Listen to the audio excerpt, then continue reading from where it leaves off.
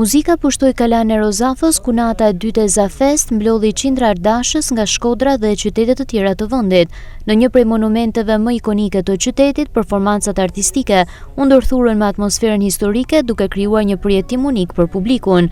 Sipas ideatorit të festivalit, Vlashen Sata, Zafest është kthyer tashmë në një komunitet artistësh dhe artëdashësish i ndërtuar ndër vite dhe i bashkuar nga dashuria për muzikën dhe kulturën.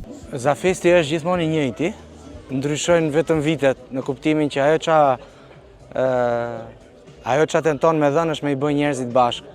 Është me shku te vlera, është me shku bashkë njëri tjetrit, është me nda gjërat bashkë, gjërat e bukura bashkë, me i ndërtu bashkë, me dhënë kurajo bashkë, me i dhënë jetë, me i dhënë frym. Faktikisht, vetmja gjë që Zafestin e dallon në tërësi është shpirti që ka. Edhe ai shpirt njihet. Edhe njerëzit e kanë përqafuar edhe njihen pjesë e tij duke pas këtë lloj boshti. E dyta është një festival që i përket njerëzve, nuk më përket mu. Edhe në fakt as njerëz më ka përket mu. Domethënë kultura është e jona, e bukura është e jona, trashëgimia është e jona. Dhe nëse ne nuk mësojmë me vlerësu, nuk mësojmë me i dhënë vlerë për të ardhmen, për ta ndërtuar edhe më bukur, atëherë do jena ne të humbur gjithë. Kështu që mendoj që kjo është ajo e bukur e Zafestit, prandaj njerëzit e duan edhe e përqafojnë dhe unë patjetër që do bëj çmos si ta vazhdoj. Me gjithë vështirësitë që kanë fakt. Edhe moderatorja Dojna Mema vlerëson frymën që përcjell festivali, duke theksuar se ai arrin të bashkojë artistët dhe publikun në një përvojë të përbashkët kulturore.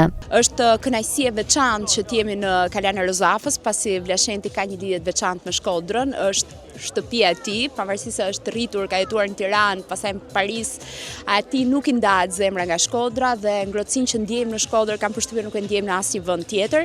10 vite Zafest, 10 vite emocione, njerëz që ke qef t'i shohësh sepse janë rritur bashkë me ne, shohim çifte të cilët janë njohur në edicionet e para të Zafestit, tashmë vinë me fëmijët e tyre. Një nga gjërat që më prek më tepër është kur ngjitem për të ardhur në Kalasho, familje me karroca, me fëmijë të vegjël, që më prek pafund dhe ideja që këta fëmijë do vazhdojnë të rriten me edicionet e Zafestit vit pas viti.